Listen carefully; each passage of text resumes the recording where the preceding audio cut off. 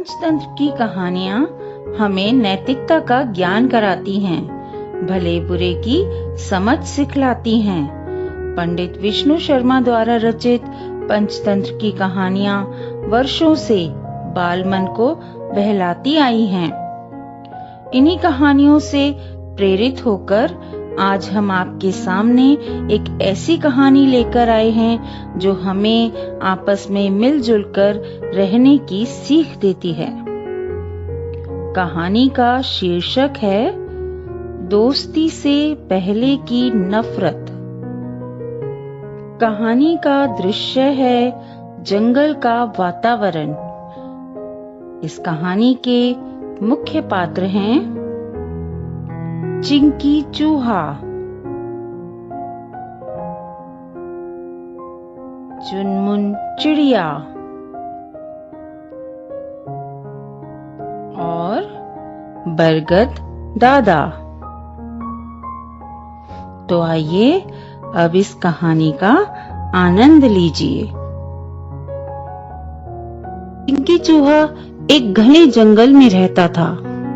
उसका बिल एक विशाल बरगद के पेड़ के नीचे था, जिसके ऊपर और भी कई पक्षियों के घोंसले बने हुए थे। चुनमुन चिड़िया भी उसी बरगद की एक डाली पर घोंसला बनाकर रहती थी। चिंकी और चुनमुन दोनों एक दूसरे से दूर ही रहते थे। उनमें कभी कोई बातचीत भी नहीं होती थी। चिंकी चूहा चुनमुन की एक बात से बहुत दुखी भी रहता था, और वह बात थी सुबह सुबह की चहचहाट करने की। असल में चुनमुन सूरज के उगते ही ची ची ची का राग अलापने लगती थी।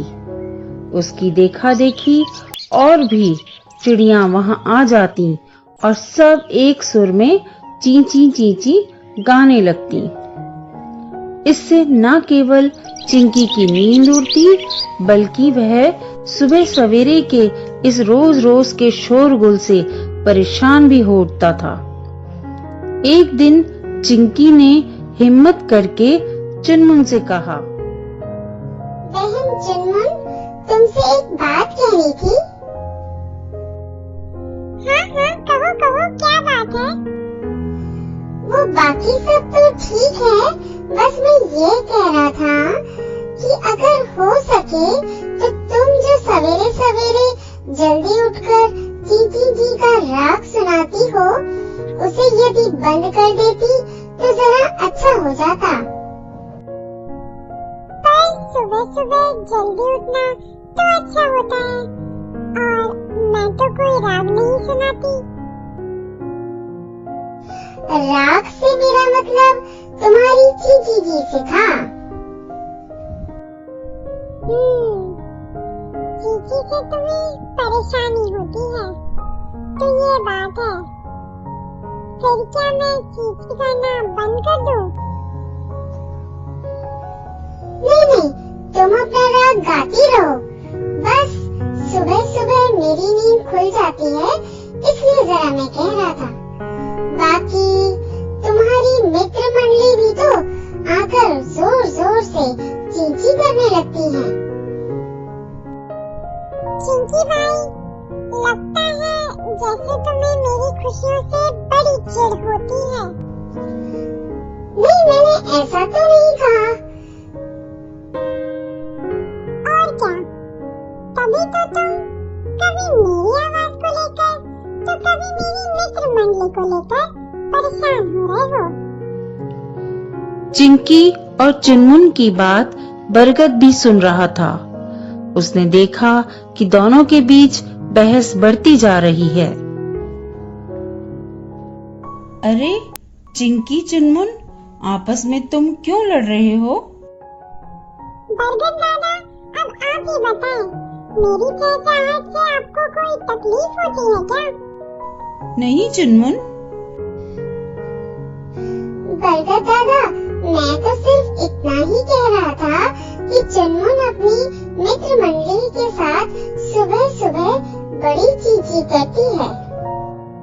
दादा, सुबह सुबह जल्दी उठना तो बहुत अच्छा मंडली का, तो वे भी मेरे साथ थोड़ा हंस बोल लेती हैं। भला इसमें क्या बुराई है? इसमें कोई बुराई नहीं है, लेकिन चुनमुन, मैं तुमसे एक बात कहूँ? हाँ दादा, जरूर बताएं। चुनमुन, हमें अपने आसपास के लोगों का ख्याल जरूर रखना चाहिए। यदि तुम खुश हो तो ये जरूरी नहीं कि हर कोई खुश होगा। दादा, मुझे इनकी खुशियों से कोई परेशानी नहीं है। मैं तो बस सुबह जरा देर तक सोता हूँ, इसलिए इन्हें शोर नहीं मचाने के लिए कह रहा था। चिंकी, तुम्हें भी मैं यही समझाऊंगा कि दूसरे जो करते हैं उनसे हमें नाराज या दुखी नहीं रहना चाहिए, बल्कि उनका साथ देना चाहिए। पर दादा, मैं इसमें भला इनका क्या साथ दूंगा? चिंकी, तुम कभी आगे बढ़कर चुनमुन से बात करने नहीं आए। यदि आज तुम दोनों के बीच बातचीत होती रहती तो दोनों एक दूसरे की परेशानी को समझ सकते थे। चिंकी और चुनमुन सिर झुकाकर बरगद दादा की बात सुन रहे थे। बरगद दादा आगे कहते हैं, चुनमुन, तुम्हें भी चिंकी से बात करके उसे अपने साथ दोस्ती करने का निमंत्रण देना चाहिए, जिससे वो तुम्हारे साथ हिल मिल सके। मेरे विशाल भुजाओं में तुम्हारे जैसे अनेक पशु पक्षी रहते हैं। मुझे इन सब से बहुत प्यार है। इनसे मुझे कोई तकलीफ नहीं होती। हाँ दादा, मैं आपकी बात समझ गया। आगे से मैं सबके साथ मिलजुल कर रहा करूँगा। बरगद दादा, आप बहुत अच्छे हो। आपने हमारी समस्या का कितनी जल्दी हल खोज लिया। मैं अब अपने मित्रों से चिंकी चूहे की भी दोस्ती करा दूंगी और हमेशा चिंकी का ध्यान भी रखूंगी। यह कहकर चिंकी और चुनमुन ने अपने हाथ मिलाए और बरगद दादा को धन्यवाद दिया।